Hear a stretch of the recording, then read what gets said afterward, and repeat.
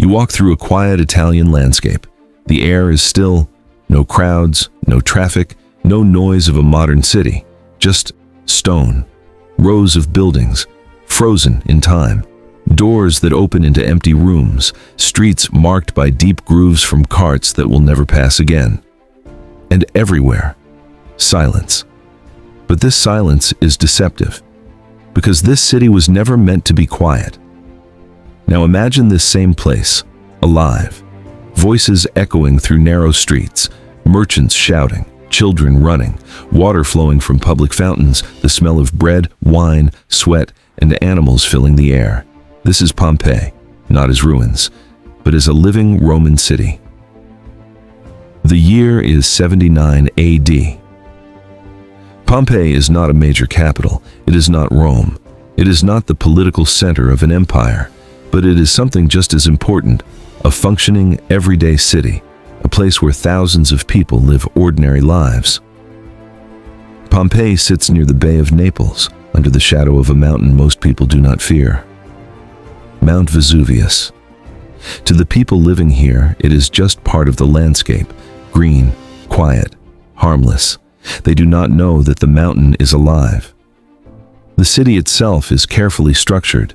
Streets are laid out in a grid, stone-paved roads with raised sidewalks. Crossing stones allow people to step across without touching the filth below. Because the streets are not clean, they are filled with waste, animal droppings, discarded food, sometimes worse. There is no modern sanitation, but there is a system. Water flows through aqueducts. Public fountains provide fresh water. Bathhouses offer a place to wash, socialize, and relax. Inside homes, life varies dramatically. The wealthy live in large houses with open courtyards, painted walls, mosaics on the floors, private gardens. These homes are designed not just for living, but for display.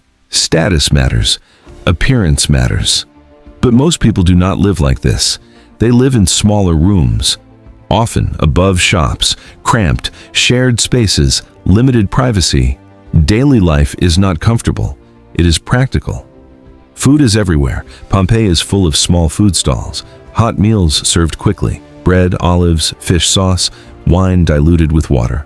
Most people do not cook elaborate meals at home. They eat outside. Fast, cheap, efficient. Work begins early, before sunrise. Shops open onto the street. Blacksmiths, bakers, cloth sellers, tavern owners. Each space is both workplace and storefront. There is no separation between business and daily life. Everything happens in public view. And yet, despite its energy, Pompeii is not entirely stable. Earthquakes have already damaged the city. 17 years earlier, in 62 AD, a major quake caused widespread destruction. Buildings collapsed, walls cracked, repairs are still ongoing. Even in 79 AD, the city is not fully restored. But people stay, they rebuild, because this is normal. Earthquakes happen, life continues. Then something changes. Small tremors begin, stronger than usual, more frequent, but still. Not enough to cause panic, not yet. On a late summer day, everything shifts. Mount Vesuvius erupts violently, suddenly, without warning that people can understand. A massive column of ash and gas rises into the sky, darkening the sunlight, turning day into something unnatural, gray, heavy, oppressive. Ash begins to fall. At first, it is light, almost like snow. People watch, confused, curious. Then it gets thicker, heavier, hotter. Roofs begin to collapse under the weight. Streets fill. Breathing becomes difficult. Visibility drops. People try to leave, but the roads are chaotic, crowded, unclear. Some stay inside, hiding, waiting, hoping it will pass. But it does not pass. Hours later, the most dangerous phase begins. Pyroclastic flows, fast-moving waves of superheated gas and ash. They move faster than a person can run, hot enough to kill instantly. When they reach Pompeii, there is no escape. The city is buried, not slowly, but completely, covered in layers of ash and volcanic material. Buildings collapse, spaces fill, life stops. And then, something unusual happens. The city is forgotten. Unlike other ancient cities, Pompeii is not rebuilt, not reused, not continuously inhabited. It disappears, hidden beneath the ground, for centuries. Now imagine Europe 1,000 years later.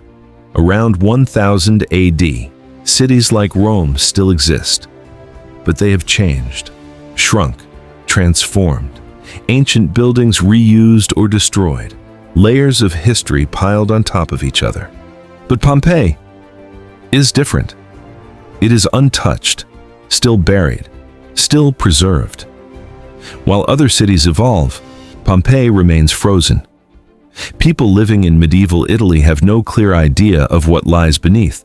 Fragments of walls, occasional ruins, but no understanding of the full city, no knowledge of how complete it is.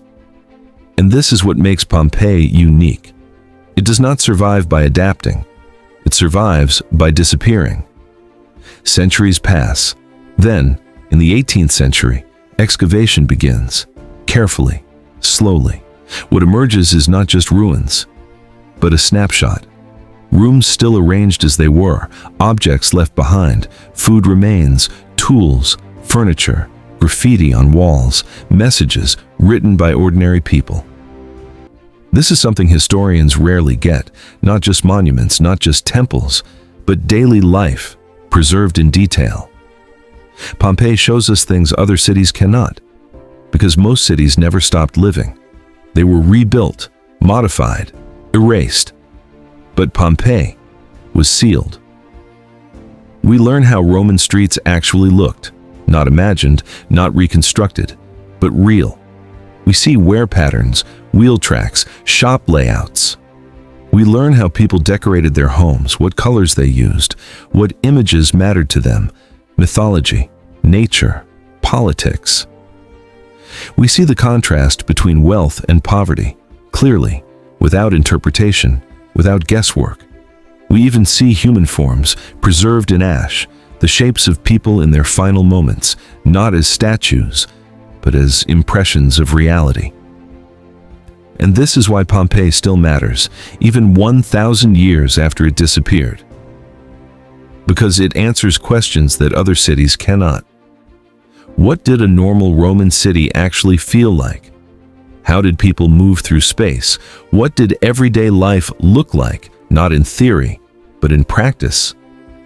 When we compare Pompeii to modern cities, the differences are obvious. No electricity, no modern sanitation, no vehicles as we know them. But some things are familiar. Crowded streets, busy shops, social spaces, economic activity, inequality. Pompeii reminds us that cities have always been complex, always full of life, always shaped by both stability and sudden change. It also reminds us of something else, something less comfortable. Cities can disappear, quickly, completely. Pompeii was not abandoned over centuries. It was not slowly declining. It was alive, until it wasn't. And yet, because of that sudden destruction, it became one of the most important archaeological sites in the world. Today, when people walk through Pompeii, they are not just seeing ruins, they are walking through a preserved moment, a city paused in time. And in doing so, they see something rare, not the story of emperors, not the story of wars, but the story of ordinary life. A bakery, a street corner, a home, a moment. And that is why Pompeii still matters, not just as a tragedy, but as a record of how people lived, how cities functioned, and how quickly everything can change. Because beneath the ash, Pompeii never truly disappeared. It waited until we were ready to understand it.